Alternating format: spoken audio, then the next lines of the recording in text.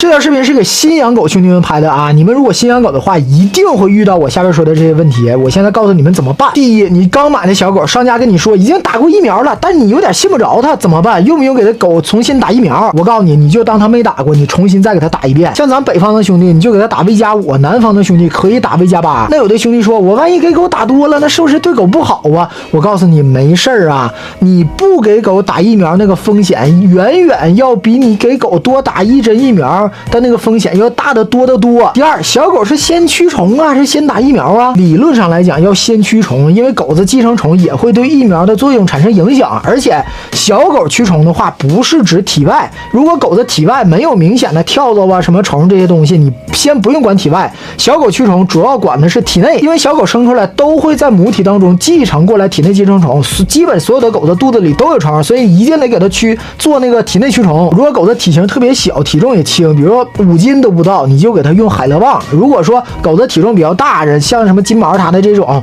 然后体型也大，体重也大，就给它用败虫清。驱完虫以后，你观察狗子的便便，它有没有拉虫子的现象。如果说它没拉虫子，然后呢过1周以后，它身体各方面也都挺好，没有什么异常表现，也没发烧，也没呕吐，也不软便，你就带它去打疫苗。如果驱完虫以后它拉虫子了，再过2周到3周左右，你再给它做一遍驱虫。第三，狂犬疫苗用不用打？网上有很多那些所谓的假宠物博主啊，那些营销号告诉你们，狂犬疫苗不用打，那什么打多了都对狗不好。我告诉你，这帮人就是又蠢又坏，他连狂犬疫苗的性质，它到底是弱毒苗还是灭活苗还是什么性质，他都不知道，他就敢瞎逼逼。你要信我的话，我告诉你，需要打。国家规定狂犬疫苗每年都得打1针，要不然你办不了狗证啊。然后网上那帮逼告诉你啊，那现在都没有狂犬病了，甚至什么我是兽医，我干这么多年我都没见过狂犬病，所以说咱们现在不用打狂犬疫苗。我告诉你，这么说的人他就是倒果为因，他就是傻子。咱们现在之所以身边能接触到的狂犬病的这些案例少，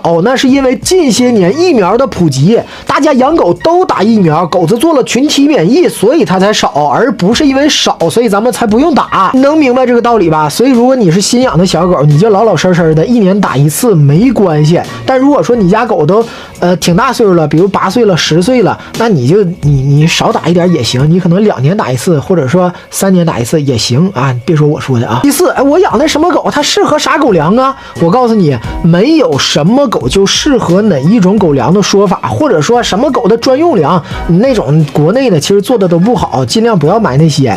你就记住按照你的预算去选，然后记住选粮呢，这个6字真言就是大品牌、大工厂。啥叫大品牌？那些老牌的进口的品牌，或者说国内8年、10年以上的品牌，或者说背靠资源的品牌。比如说举个例子，易客大家都知道啊，它是国内什么鸡鸭肉啊这些肉源供应商的头部，那么它旗下的品牌做了一款狗粮，用的就是它的这些肉源。虽然说这个品牌比较新，但是呢也能买。然后啥叫大工厂呢？福贝、福智、汉欧、海晨、国宠、泰宠、国泰民安、中宠、乖宝、中裕、科盛。河北的工厂只能买荣喜和华兴这2个厂出的，其他的河北粮别碰。然后最近流行的什么那些网红老师们呐，什么职业养狗人老师们呐，兽医老师们呐，那些是训狗人老师们呐，你不管他多长时间养狗了，养的多职业，他们出的狗粮别买。有些兄弟说了啊，那谁几百万粉丝了，他出的狗粮行不行啊？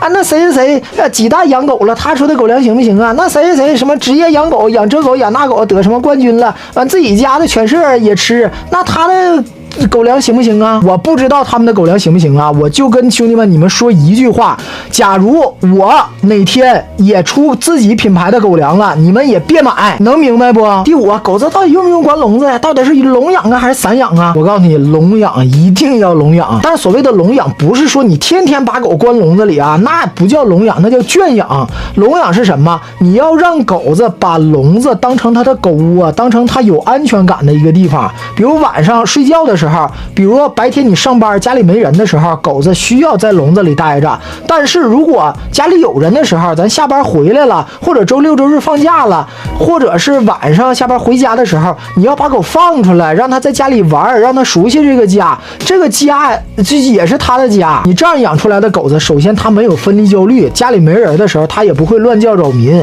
再一个呢，它的快乐感和幸福感会更大。而且比如你想对狗进行训练呐，什么定点上厕所呀，这些日常训练都会非常的容易。哎妈，这视频有点太长了，我都不知道你有多少人能看到现在呀。如果说你们能看完的，你给我打一个看完，我看看有多少人啊，别整我忙活半天，然后你们也不愿意看。然后其实新手养狗需要注意的问题还有很多，我下个视频再说吧。